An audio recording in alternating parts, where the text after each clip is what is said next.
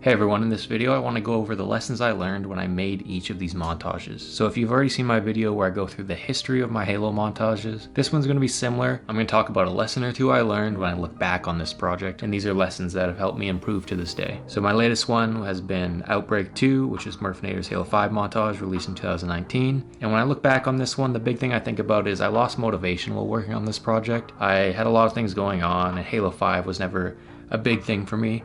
But what I learned is you don't need to rely on motivation all the time.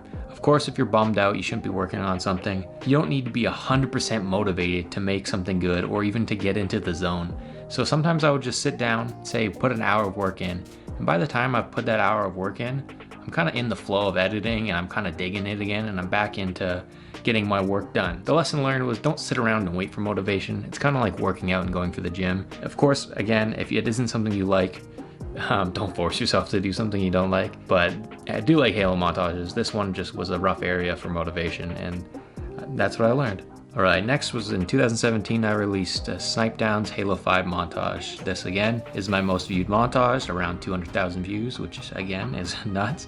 So that's super exciting, and the lessons I learned, I put 3 down here. Number 1 is always quality check your work. I do this anyways, but I really want to up my game. Quality checking means when you're done a project, you always view the file, double check it and make sure it's good before you send it to someone. What I really mean by a good quality check is you watch this file on multiple different things. I'm watching it on my good editing computer monitor, someone's bad computer monitor, a TV, iPhone, stuff like that, just so I can see the different types of compression, see what it looks like on a good screen with good color, bad screen with bad color. Make sure all across the board I'm somewhat happy with it. Obviously you have to find a middle ground because that's just the way, like, some things are different. The second thing I learned was also in the test of like quality checking your video, you have to quality check it after YouTube's compressed it. So obviously upload it to YouTube unlisted and again watch it on a good monitor, a bad monitor, a TV, a phone, and double check your blacks and whites and your color correction look all right, because YouTube uses the codec H.264, which is a good codec, but it compresses the blacks and whites just to make files smaller, and you can really notice it, and a lot of videos look a little too dark in the blacks or too bright in the whites. So just double check, and I noticed while watching this video that is something I definitely made a mistake on. I think the blacks are brought down way too much in this video. The third lesson I learned is don't be afraid to hire people to help you on a project. This was the first project I hired a sound mixer. I already do all the sound editing, and sound editing is I place all the gun effects, the commentator audio, all the transitions, everything. I place all the sound effects. So he didn't place any sound effects, but he mixed them together, meaning he got the levels of everything to mash together to be at a good level. I always struggled at that and had a lot of audio levels peaking, like on a big part of the song when a gun is sniping and a commentator is yelling. I just found the audio was always peaking. I could never get it to flow properly, so I hired a mixer, and I did the same thing on my next video that's coming out this year. Hiring people to make your thumbnails on a big project I think is something you should do. On your own little projects you can play with them, but if it's an important video, hiring a professional and someone who's better at it is always the way to go for something like that. In my newest video coming out this year, again I'm hiring someone to do the thumbnail, but I'm also hiring a 3D artist to help with the intro of my video, and I want to bring in all these creative minds and get us to work together to make something even better than what it was before. The video before that was in 2016. I did OUTCAST, a Halo Reach montage featuring footage from Delta. What I learned in this one is to not be afraid to just completely start over or scrap, say, an effect or maybe an entire song in a montage if it's not up to the standard you have for yourself. So it doesn't matter you put in 20 hours into this song and you've edited it. If you sit back and watch it and you're not happy with it, if you think you could do better, don't think of it as, I've already put all this time in, I don't want to throw it away. No, that's not the way to do it. People are going to view this, and this is a representation of your work.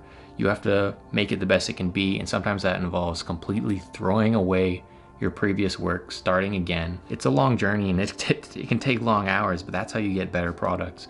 If you don't like something, start over and start again. In this project, I didn't start it over. I took my time a lot longer in throwing out parts I didn't like. So a lot of effects, I'll do a ton of effects, and I usually find at the end of the day, I either take out the effects or I just minus them a lot, because they're too overpowering and I'd rather have the gameplay show. But you need to know when to pull the trigger to take something out. Recently, again, on the newest montage I'm working on, I spent all day doing this fire arrow effect. So a fire arrow, I can't show you any of it because it's not out yet, but a fire arrow points to the next guy, he snipes that guy, and then there's like, the gun is surrounded in flames and heat. And that part looked good because it was kind of subtle and it wasn't that too much, just kind of fire embers going on, and the gun looks like it's warm just because he sniped the guy and he's on fire. But the fire arrow before that never looked perfect. So all I did was scrap the fire arrow, kept the second bit, and it looks clean, professional, and it's the way I like it. So don't be afraid to throw away hours of work to have a better product. One more in 2016 was Mikwen's Halo 2 anniversary montage, and this one I kind of talked about in the history of my Halo montages. But you can see after this point I put a lot more time and effort into my videos, whether that be, like I said before, throwing away stuff I didn't like, or literally just taking more time to make things exactly how I want them. But this video I always felt wasn't up to par with what I could do or what videos before it and after were. When I look at it, I take the lesson is put your all into something, put more time into it, and it doesn't matter how long it takes to complete. Like, your goal is to make it the best it can be. Now, the year before that, in 2015, was Domey's Halo Montage, and what I learned from this one was kind of interesting. A lot of people like to keep a style of a video throughout the entire video, but this one was a longer montage. I found it kind of nice on the third song, or about like 3/4 of the way in, I switched the style. So not only did the color correction change, but the mood of the music changed, the tempo changed, just a change of pace all of a sudden. And I really found it more engaging, especially like, this is just for me as a viewer, not even talking about all the other viewers and what their feedback was, but just having something change is kind of refreshing, so it doesn't get stale watching a long video that's the same dark color correction the whole time. All of a sudden, boom, you get some life into like a new style, and it can make it more exciting, and obviously you want to watch longer if it keeps your attention like that. Also in 2015 was Mikwen's Halo Reach montage. I did the second half of this and CJ New did the first, or no, sorry, the other way around. I did the first, he did the second. And what I realized is after watching his side to my side, like his half of the edit to my half of the edit, his was a lot more clean. And that's kind of the style I've always liked, is where you let the gameplay shine and you just add to it with angles and effects. But mine, I was going too overboard with the effects. There isn't a ton, but in my eyes now it's too much. It's not too try hard, but over the top style editing isn't really my thing. It isn't what I enjoy watching as a viewer anyway. So when I look at that one, I always think about how moving forward, I don't want to overdo my effects. I want to have less effects, but I want them to be powerful when they happen, and I want to let the gameplay shine. Now, I skipped a few in between. This isn't the exact order because I'll explain at the end, but in 2014, I did the Men of Steel Halo 4 Dualtage for Apple Fanatic and Unisec, and this was the first one I stopped using the actual game audio from the Halo clips. So before, you would just, fade in, fade out. The actual game audio has all the audio in there, but it's too distracting with the sound effects of the enemy gun shooting, sound effects of people in the background getting shot, the sound effects of your character even getting shot. So what I did was completely wipe that audio, and I would start doing my own sound mixing. Well, I did do my sound mixing, but sound editing. So I would place in every gunshot, every overkill, triple kill, overkill, killtacular sound effect, every swoosh sound effect, every beatdown sound effect. I put it all in so I could then control them individually. And basically it's a cleaner sound because you're just hearing the gunshots, and it's because, the gunshots are synced on the beat, so it's just cleaner to have that anyways. But it's a cleaner sound, and sound's very important. Learning in film school, I always thought visuals were the most important, but we had a class, and I remember we watched part of a film where there was no audio, and then we watched it where there was no video. And realistically, when doing that, the audio had more of an impact, and you could feel more, and you could kind of follow the story better with the audio than with the visuals. As weird as that sounds, you can go try it out, but audio is almost always more important in film than the video is, as crazy as that sounds. So I try to apply that now, or at least apply that thinking to my Halo montages.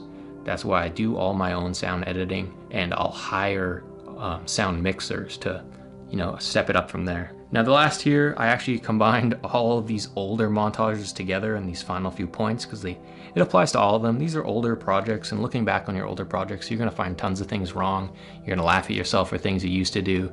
And it was a time of learning. It's always a time of learning, but it was a time when you were a lot worse, and you can learn from it now. So going through all of these, I have a few notes that apply to all of them because they were older videos, but I think I went too gray on the color correction. Nowadays, I actually really like having some saturation in there. Colors are nice, wonderful. Use colors, they look good.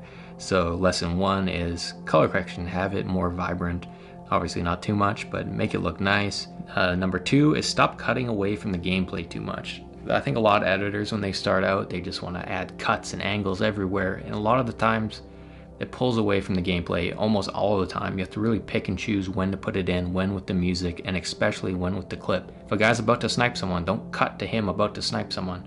Show him snipe someone, and then the next setup, show another character come in or him getting ready, and then cut to the next guy getting shot. If that makes sense, it's harder to explain over just talking, but basically there's certain moments you shouldn't be cutting. And it can really be disorienting to the viewer when you're jumping around instead of letting the gameplay play out and cutting only at certain moments. Number 3, or lesson number 3 from these ones, is less corny effects.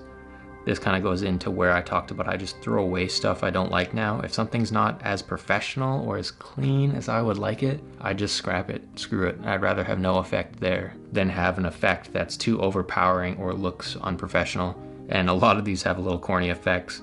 Obviously you can learn from them, and I've even toned down some of these effects and still use some of them today. Number 4 here is audio mixing. This doesn't apply to the audio editing I spoke about earlier. This is just the audio levels sound bad.